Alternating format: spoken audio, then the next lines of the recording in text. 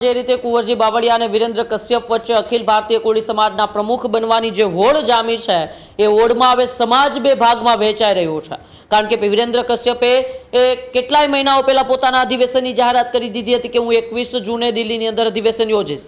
ત્યારબાદ કુંવરજી બાવળિયાએ એ અધિવેશનની જાહેરાત કરીને તેમણે વિરેન્દ્ર કશ્યપ પહેલા અધિવેશન યોજવાની જાહેરાત કરી। એમનું અધિવેશન 14 જૂને પૂર્ણ થયું। તેમાં પણ કોળી સમાજના દિગ્ગજ આગેવાનો ઉપસ્થિત રહ્યા। તેમણે પણ રામનાથ કોવિંદ જેવો રાષ્ટ્રપતિ પૂર્વ રાષ્ટ્રપતિ છે તેમને પણ આમંત્રણ આપ્યું હતું। તો સાથે વિરેન્દ્ર કશ્યપે પણ પૂર્વ રાષ્ટ્રપતિ રામનાથ કોવિંદને આમંત્રણ આપ્યું હતું। ચંદ્રકાંત પીઠાવાલાએ રામનાથ કોવિંદને પત્ર પણ લખ્યો હતો કે તમે 14 જૂનના અધિવેશનમાં હાજર નથી રહ્યા તો પછી તમે 21 જૂનના અધિવેશનમાં પણ હાજર ન રહેતા। પરંતુ આજે જે રીતે એ અધિવેશન યોજાઈ રહ્યું છે, મોટી સંખ્યાની અંદર કોળી સમાજના આગેવાનો ત્યાં ઉપસ્થિત છે। રાજુલાના ધારાસભ્ય, ગુજરાતના કોળી સમાજના દિગ્ગજ આગેવાન હીરા સોલંકી, કનુ પટેલ સહિતના જે આગેવાનો છે તે પણ હાજર છે।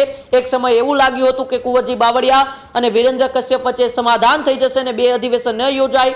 કુંવરજી બાવળિયા, હીરા સોલંકી, કનુ પટેલ વચ્ચે પણ ગાંધીનગરની અંદર બંધ બારણે એક બેઠક થઈ હતી, પરંતુ તે બેઠકો નિષ્ફળ ગઈ હોય એવું લાગ્યું। કારણ કે બંને અધિવેશનો થયા અને સમાજ અત્યારે બે ભાગમાં વહેંચાયેલો છે। એક બાજુ કુંવરજી બાવળિયાને પણ રાષ્ટ્રીય અધ્યક્ષ બનવું છે, જેઓ હાલ ગુજરાતના કેબિનેટ મંત્રી છે, તો બીજી બાજુ એ સિમલાના પૂર્વ સાંસદ અને હાલના જેઓ રાષ્ટ્રીય અધ્યક્ષ તરીકે પોતાને જાહેર કરે છે એવા વિરેન્દ્ર કશ્યપ છે, તેઓએ પણ અધિવેશન યોજનું છે। આ બંને અધિવેશન એ હવે અત્યારે પૂર્ણ થયા છે। 14 જૂનનું અધિવેશન હતું, તેનાથી પણ એવા દ્રશ્યો સામે આવ્યા હતા કે કેટલાય આગેવાનો હાજર નહોતા રહ્યા। આજે પણ જે અધિવેશન યોજાયું તેમાં પણ એવા દ્રશ્યો સામે આવ્યા છે કે કેટલાય આગેવાનો હાજર નથી રહ્યા। એટલે કેટલા આગેવાનો છે જેઓ કુંવરજી બાવળિયાને સમર્થન આપી રહ્યા છે, તો અન્ય આગેવાનો છે તે વિરેન્દ્ર કશ્યપને સમર્થન આપી રહ્યા છે। તો પ્રવીણ કોળી જેવા કેટલાય એવા આગેવાનો એ મધ્યપ્રદેશ હોય, રાજસ્થાન હોય, મહારાષ્ટ્ર હોય કે ગુજરાત હોય, જ્યાં કોળી સમાજની ખૂબ બહોળી સંખ્યા રહેલી છે, કેટલા એવા આગેવાનો છે જે બંનેમાંથી એક પણ અધિવેશનને, બંનેમાંથી એક પણ નેતાઓને સમર્થન નથી આપતા। તેઓ ફક્ત અને ફક્ત સમાજના સંગઠન, સમાજની એકતા જળવાઈ રહે તેમને સમર્થન આપતા હોય છે।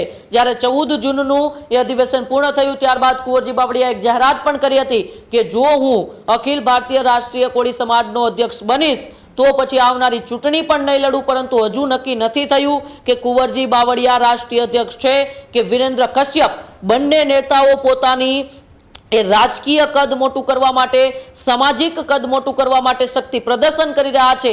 હવે જોવાનું રહેશે કે બંને અધિવેશનો પૂર્ણ થઈ ચૂક્યા છે।